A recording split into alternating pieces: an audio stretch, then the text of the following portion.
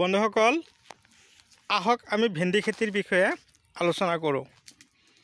তো ভেন্দিৰ ভিতৰত আটাইতকৈ ভাল ভেন্দি হ'ল ৰাধিকা।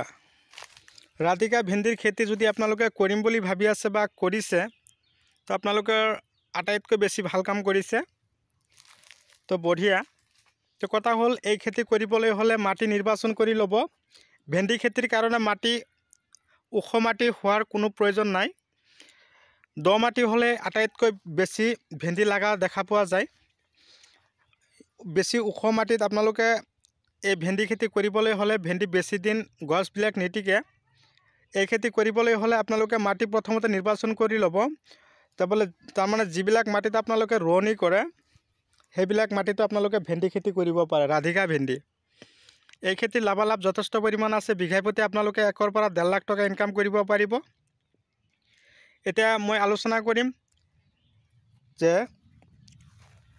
কেনেকুৱা ধৰণৰ কি পদ্ধতিত লগালে এই খেতি আটাইতকৈ বেছি ভাল হয়।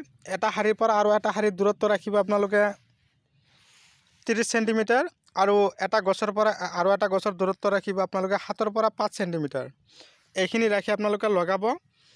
লগোৱাৰ মিনিমাম ধৰক 15 পৰা 20 দিন পিছতে আপোনালোকে গছখিনিত অলপ যতন ল'ব লাগিব। উৰণীয়া পোকৰ ঔষধ অলপ স্প্ৰে কৰিব লাগিব।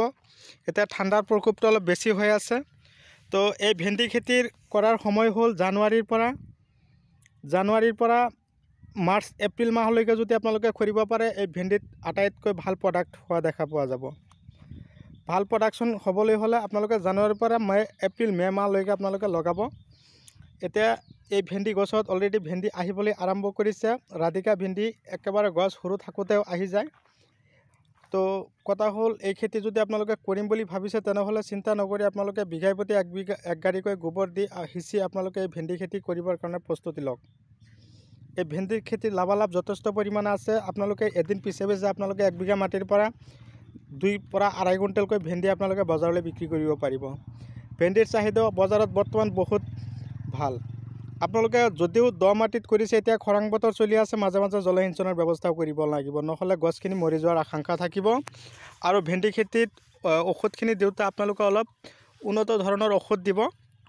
উন্নত ধৰণৰ ঔষধ দিয়াৰ লগে লগে আপোনালোকে চাব ভেন্দি গছৰ যিবিলাক পাত আছে, পাতবিলাক যাতে লেৰেলি নাযায়, তাৰ কাৰণে আপোনালোকে কি কৰিব লাগিব, লাব্ৰা ক্লিয়াৰ এটা ঔষধ আছে, সেই ঔষধটো আপোনালোকে মাজে মাজে সপ্তাহত এবাৰ আপোনালোকে স্প্ৰে কৰিব।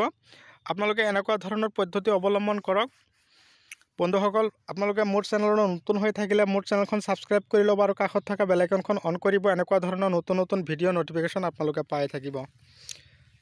তো বন্ধুসকল, মই আৰু বিশেষ দেৰি নকৰি মই আজি আপোনালোকৰ মাজৰ পৰা বিদায় লৈছোঁ। পৰৱৰ্তী ভিডিঅ'ত আপোনালোকক পুনৰাই লগ পোৱাৰ আশাৰে। ধন্যবাদ।